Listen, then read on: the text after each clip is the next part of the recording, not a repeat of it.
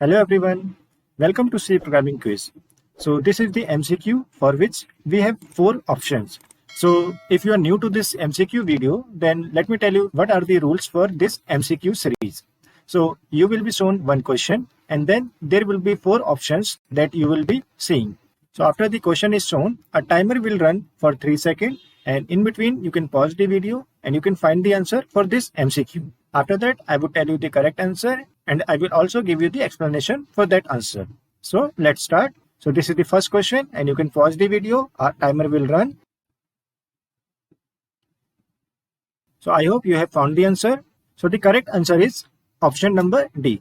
That means C language is used in all these option A, option B and option C. So C language is used in the embedded and IoT application. So applications like you can say camera, washing machine or some chips which are used in the mobile like Qualcomm Snapdragon or other applications like NXP chips which are used mostly in the automotive side.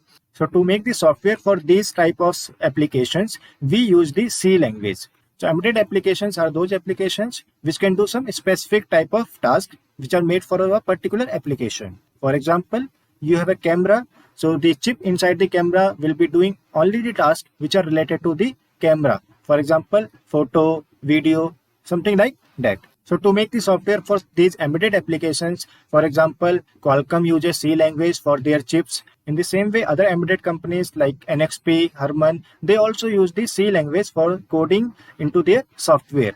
Now, C language is also used in the compilers, like most of the part of the GCC compiler is written in the C language. C language is also used in the web servers, like you have Apache, Nginx X. So all these servers mostly use the C language for their implementation. In the same way, C language is also used to build operating systems as well as device driver. So you can say C language is used mostly in the system programming applications. So the places where we directly have to deal with the hardware or where we have to deal with the registers, memory inside the chip or inside the processor, we use the C language for the implementation at those places. So that's why all the options are correct.